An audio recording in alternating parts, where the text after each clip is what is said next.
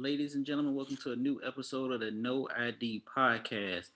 I have here, I'm probably going to say, not probably, I am going to say one of my favorite professional wrestlers out there right now. Um, he's coined, he is the phrase, be a revolutionary. He is a revolution in my eyes from what I've been seeing on social media and online. The one and only Darius Lockhart. Thank you for having me. I appreciate the kind words. Oh man, thank you, man. I appreciate what you're doing right now, man.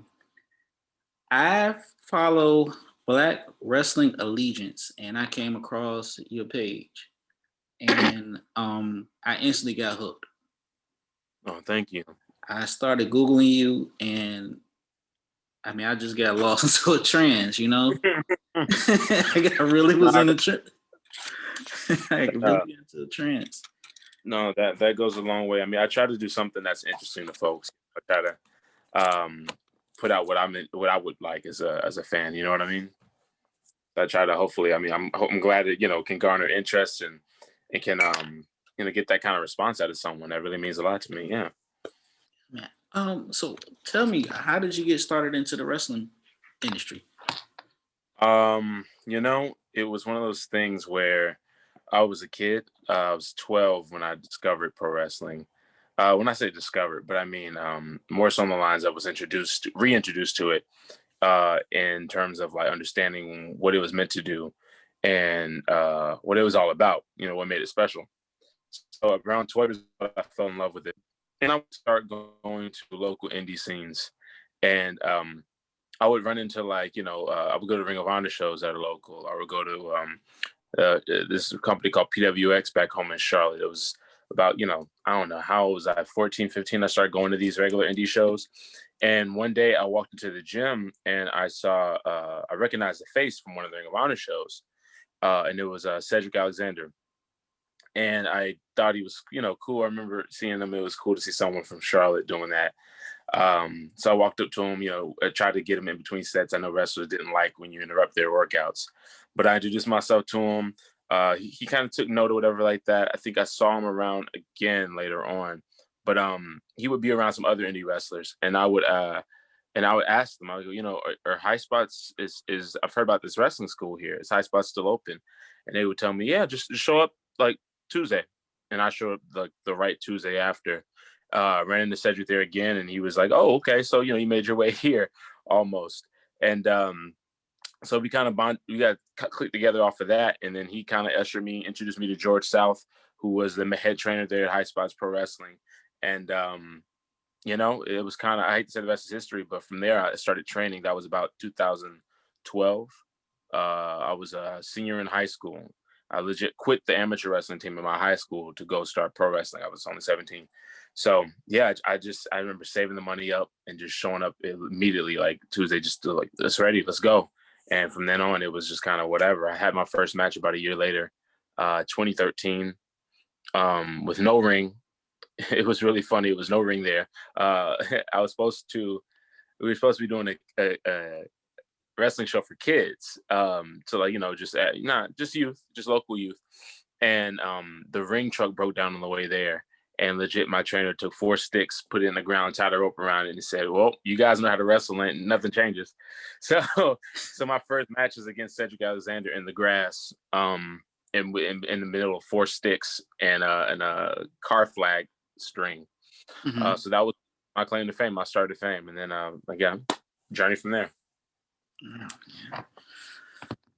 So when I see your social media and see you post, be a revolutionary. The things that I've read about you doing back in your community, the message of Black Power, Black Lives Matter. I've seen you. I watched this video, I don't know how many countless times, unapologetic, right? Mm-hmm. I told you earlier before this podcast started, I watched this video numerous times. I showed my coworkers at work. I'm like, man, I'm interviewing this guy, man. This is interesting. Because you don't see that in this industry. You know what I'm saying? Mm-hmm. You don't see a lot of outspoken. You don't see a lot of people that's not afraid to be loud and political and unapologetic like yourself. Appreciate that. I don't mean to get off subject, but I remember uh in the early '90s, I came up in the the Attitude Era as far as Mhm. wrestling goes. So the Mhm. whole WCW versus WWF and Yeah. everything like that. And when I first started watching, the wrestler that I gravitated towards was Ahman Johnson, Hmm. right? And then Yeah. Yes, sir. he started this. He had this wrestling feud with Farouk Assad, Mm-hmm. right? And then Farouk was this supposed to be this space galactic. I don't know what it was, but he came out. He's wrestling. Then Ma gets injured, and next thing you know, Farouk is now Nation of Domination, Right right? on. So in the Attitude Era, and I was really thinking about this. I was like, man, getting older. I'm like, the Attitude Era had the Nation of Domination in there, and they were portrayed as villains, but they were playing on the Black Panther Party. Right on. Hmm. And I was like, is that? I mean, I just didn't get it. I didn't get it as a kid, Right. but getting older, I Right. was like, okay, what was the meaning behind that? Because that was something for us. Mm-hmm. Mm-hmm. So I mean, yeah. But what were you? What's? Yeah. Go ahead. I'm not even gonna cut you off. Go ahead. Yeah. I just couldn't believe it. And Yeah. then later on in life, I found out about food. Ron Simmons, first Yeah. black world heavyweight champion, Mm-hmm. Mm-hmm. and he gets over WCW. to WWF. Mm-hmm. Yeah. Yeah. I met Ron Simmons for the first time.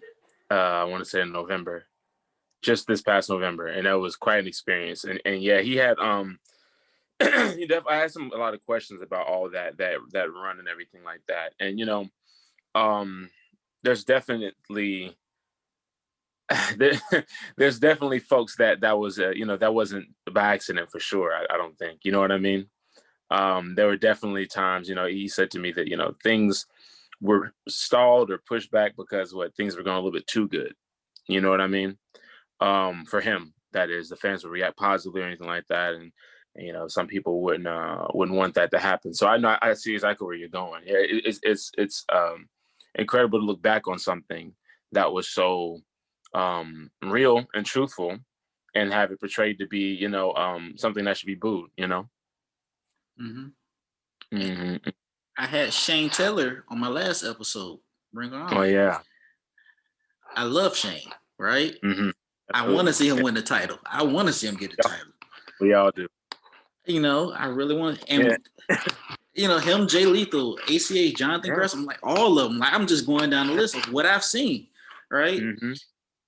And he broke down the science of wrestling in the industry, Yeah, man. and I have yet to be able to enjoy WWF, It's WWE, kind of man. it's Yeah. kind of hard. I mean, it's kind of like what I said in the video, unapologetic. You look at all the sports, all the sports that still for entertainment, but not positioned the same way pro wrestling is, not presented the same way professional wrestling is. And it's like the one sport you can control the outcome, that is where we aren't at the top of the car. It's where we aren't represented. It's where we aren't made to look as strong. So yeah, there's a lot of politics backstage to try to ensure. I mean, because we've seen technically, with the WWE or any major company like that, they have the biggest distribution. They have the biggest eyes at the biggest stage.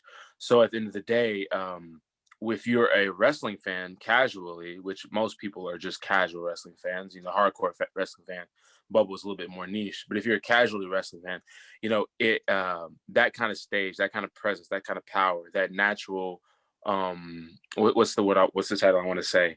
When they say you're a home name, you know what I mean? Like your household name, that branding, the household brand, it has taught you and trained you how to view Black wrestlers, African American wrestlers, these kind of talents. It's taught you how to view us.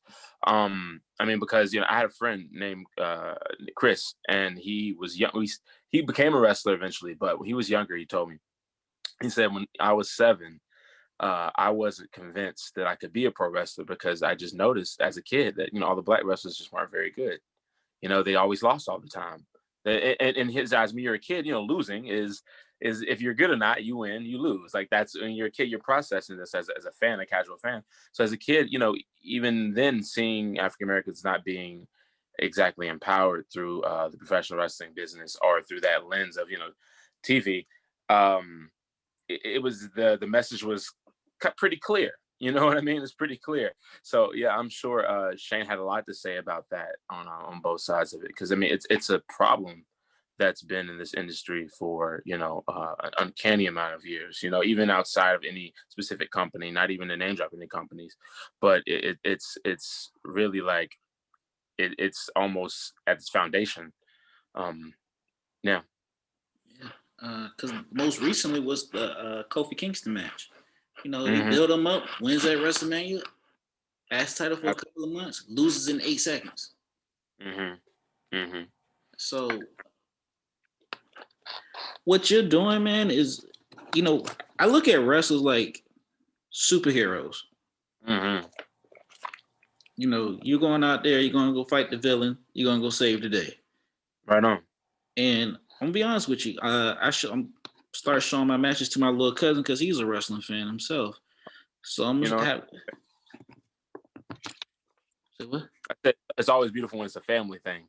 Yeah, man. And I'm going to show it to him. Like, this is what we need to see more of, is more black representation, especially in a predetermined sport, because you said, okay, name the GOAT of tennis: Williams, basketball, Jordan, wrestling.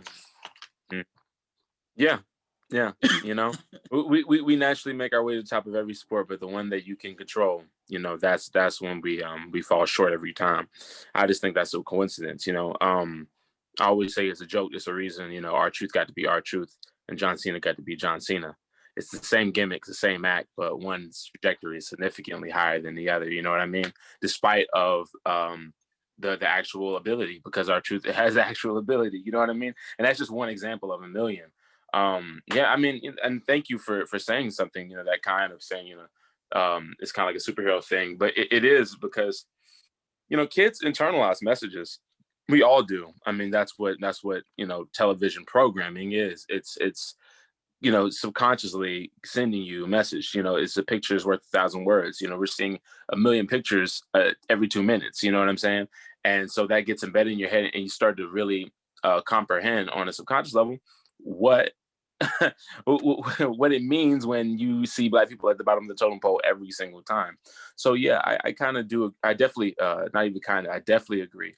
We need more representation on every single level, but also we need more than just representation, because representation only gets you so far.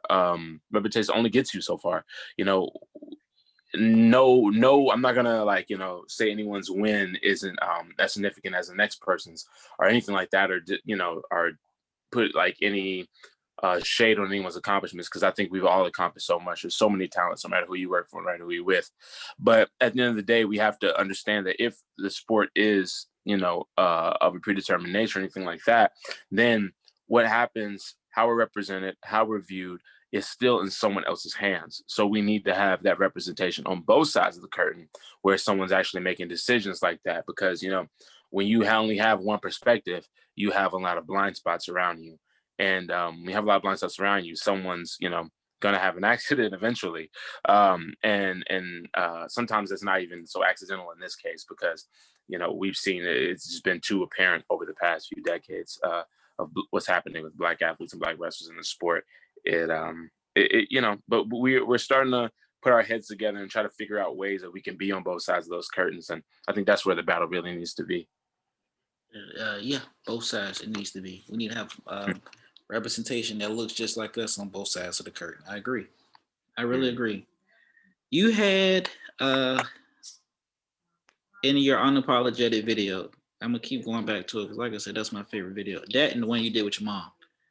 Oh, thank you. Yeah, that was Kwame Ture. See, yeah. Black Panther Party. Yeah, absolutely.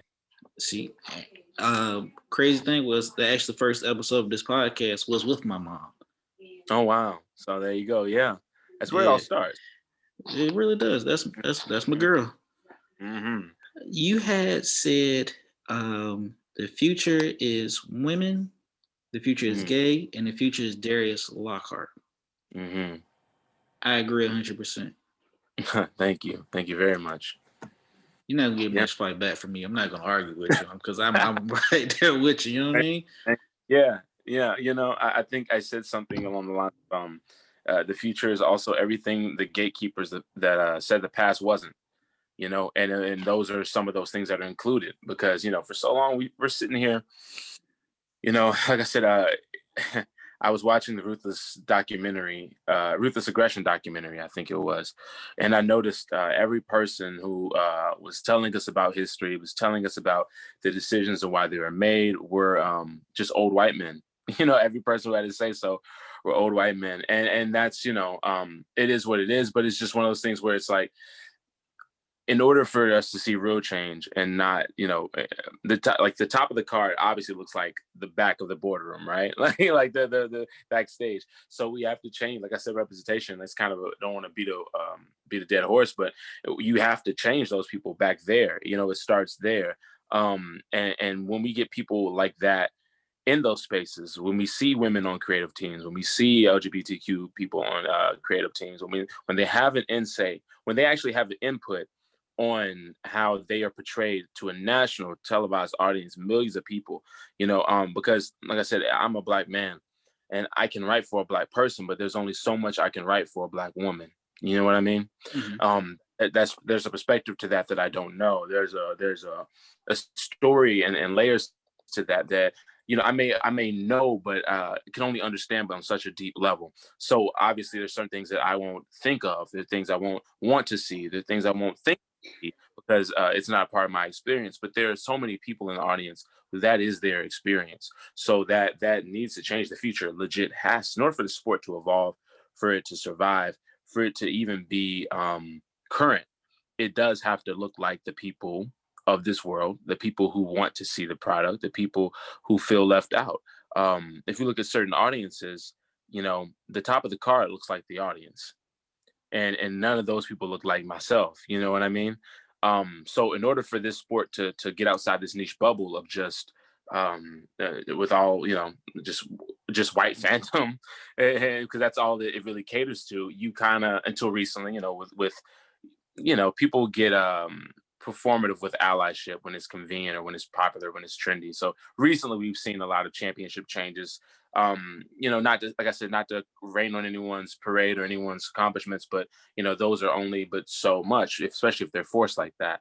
But back to my main point, we have the chance right now to change so much if we just change who's in those positions or even expand who's in those positions, because that's when we actually see some things change, and the future can really be what it's supposed to be, because there are so many communities who are underserved on every level, and that's in and out of professional wrestling. This is the only field that's happening, but the future legit for this, excuse me, for this world to really be at its best, it does have to be gay. It has to be female. It has to be Black. It has to be all those things.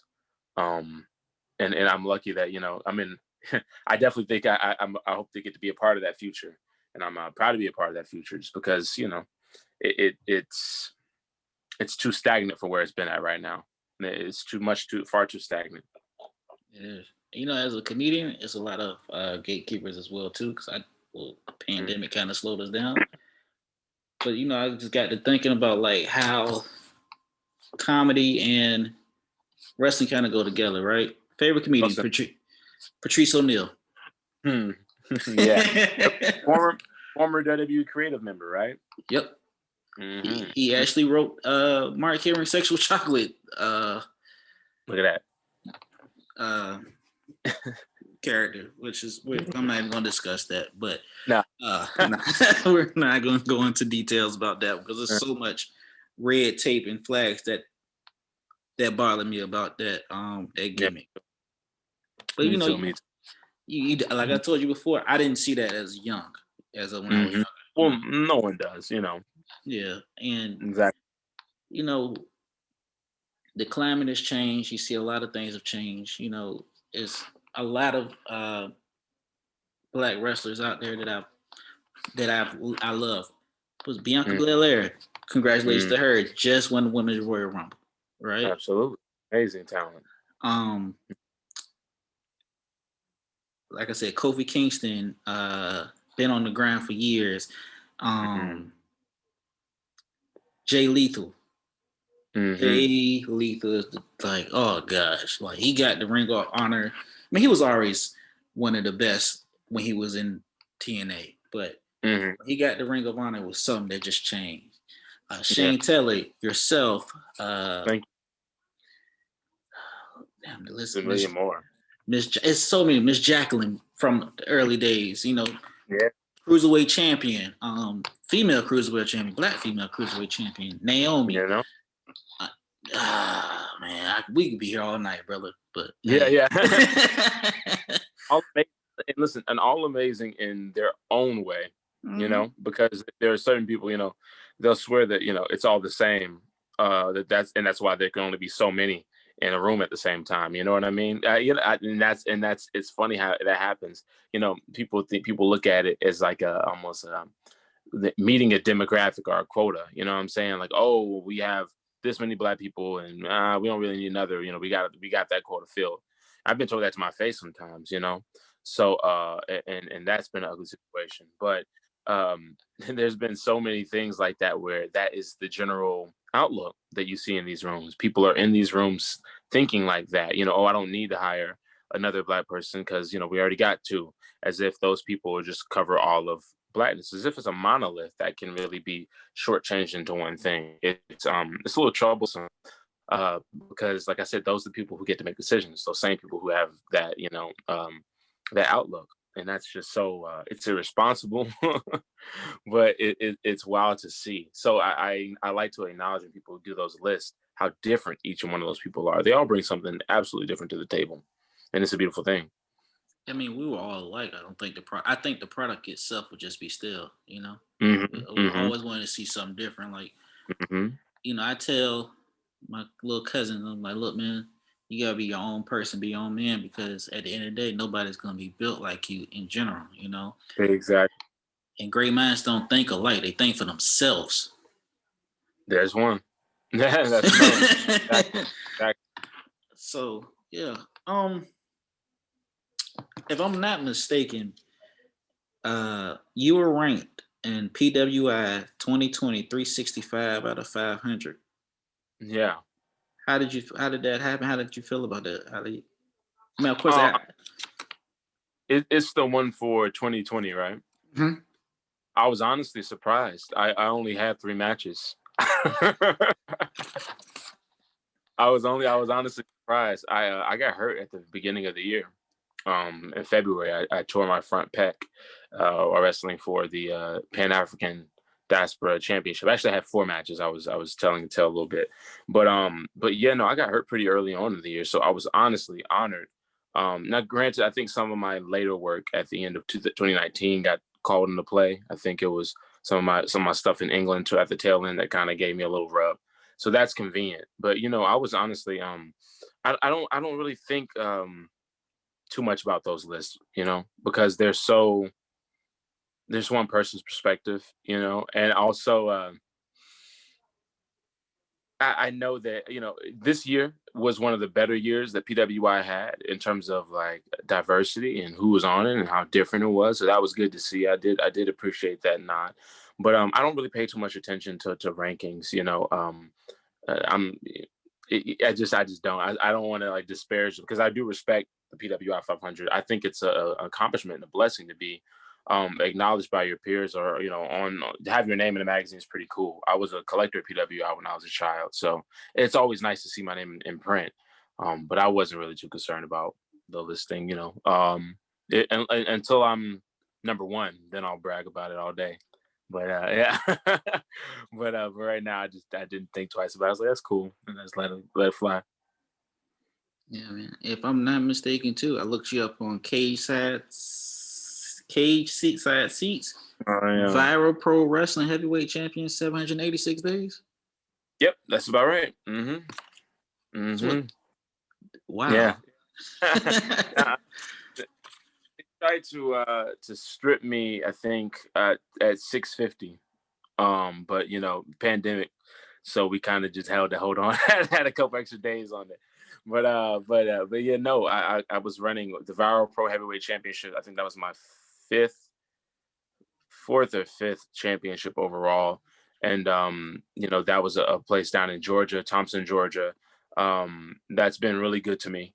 I'll be honest. And they really saw my efforts and talent for who I am, for what it was. They weren't, they were one of the few people who weren't afraid of what I brought to the table.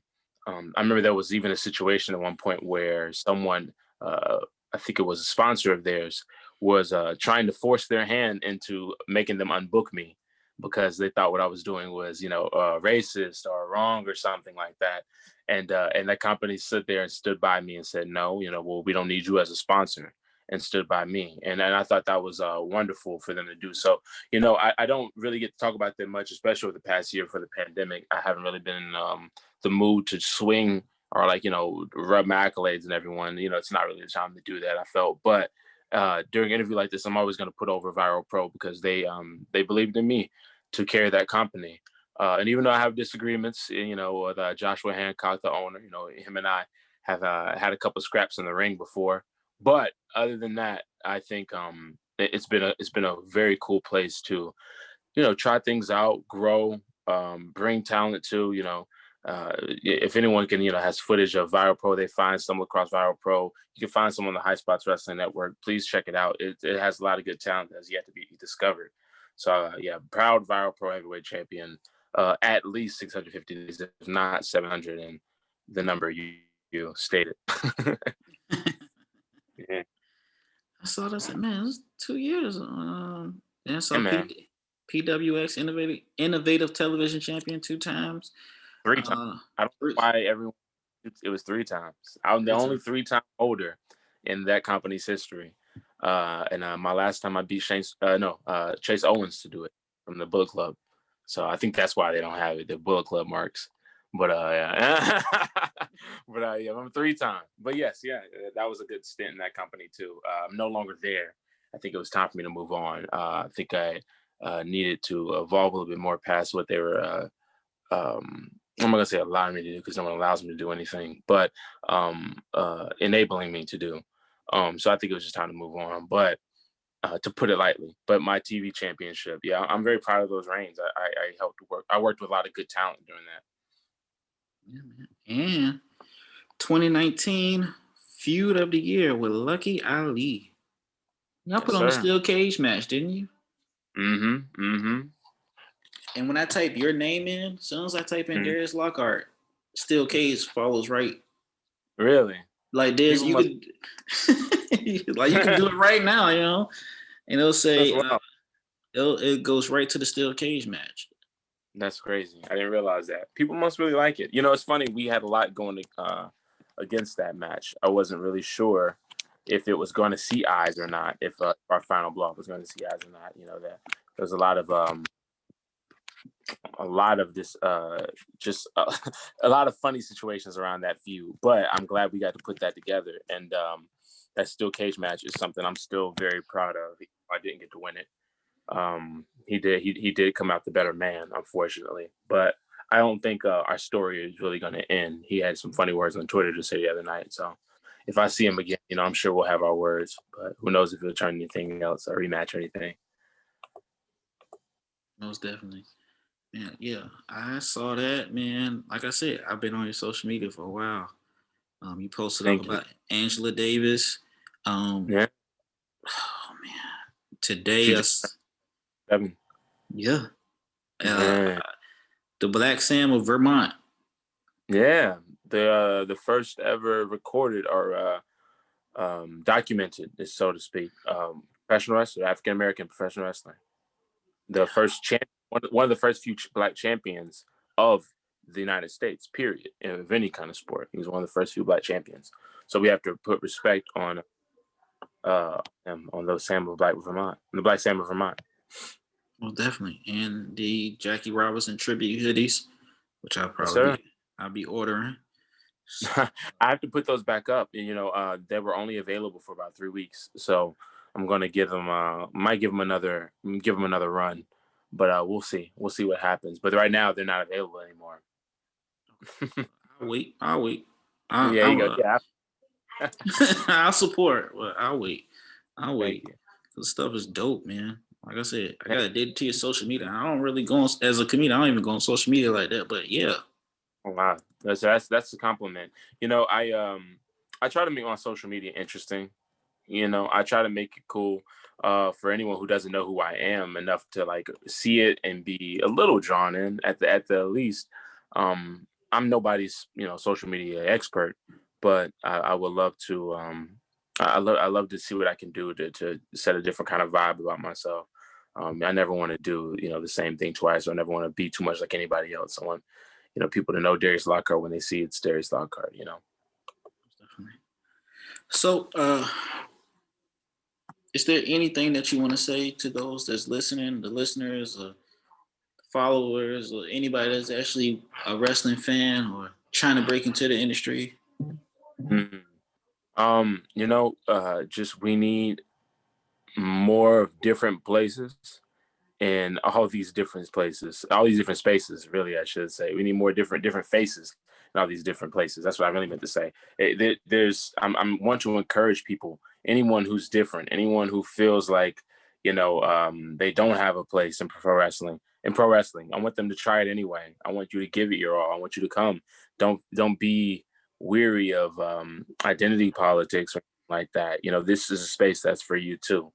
I want to encourage people to chase after, what they want in life, after their dreams. But also want people to remember, where there's people's power and to come together with things as well. They say, I believe the saying is, if you want to go quickly, go alone. If you want to go far, go together. I want to leave that with people as well. So, yeah, in and out of the ring, whether we're talking about wrestling, we're not talking about wrestling. I think right now, I want to give people the message of unity and strength in numbers and the power you all have together. Like I said, people, where there's people, there is power, and I want to harp on that. That's my message for 2021, basically. Okay. All right. If anybody wants to follow you, how do they follow you? You can follow me on social medias. Twitter will be DLockPro, DLockPro. You got Instagram. You have Darius Lockhart, and everything else. I'm really Darius Lockhart, just period. Yeah, I that creative. You can find me online, DariusLockhart.com. Most of my social medias are just a link to that as well. That's just the one easy stop and search. And anywhere else, just don't add me on Facebook. Everything else, I'm fine. You can just do whatever with. But please follow me on everything. I'm coming out with a lot of good content this year, so please just follow my YouTube page as well. That's Darius Lockhart also. So we're coming along. Yeah, and make sure if you go on the YouTube, unapologetic, and make sure you check out the Yeah, interview he did with his mom. Like I thank swear, it's gonna be good. yeah, thank you very much. I hope we can give you some more content like that you can gravitate to as well, brother. I will, and because of you, I forgot the female wrestler that you posted, but I'm actually gonna try and hit her up to do a podcast interview and bring her on for season 4. Okay. Oh I yeah. Oh saw yeah. your Twitter. Yeah. Oh, I've been tweeting various black female athletes, so I'm not sure which one you might be talking about. Maybe it's Brooke Valentine. Maybe it was Queen Aminata. Queen Either one. Aminata. Queen Aminata. Yeah. Both talents are amazing. I also posted Amber Rodriguez and her crew, Queendom, the other week as well. So any of those talents, if you're interested in pro wrestling, or you love to see black women in pro wrestling, any of those examples would be some phenomenal ones. Those are talents to look after and look out for. Most Hmm. definitely. Well, make sure you guys follow me, Instagram, Twitter, Rome Thanks. You can follow the podcast at No ID Media. We actually stopped calling it a podcast because we're not gonna put ourselves in a box anymore. We're just Let's gonna not try do to expand. We're not gonna do that anymore. But Darius, I appreciate the interview. It's been a pleasure, brother. I see nothing but great things coming along. I've already seen great things, so I'm just curious to see what's gonna happen now. it. I appreciate it. Thank you very much. Thank We'll you. hope to cross your path soon. Thank you, sir. All right. See you Thank again, you. sir. See you.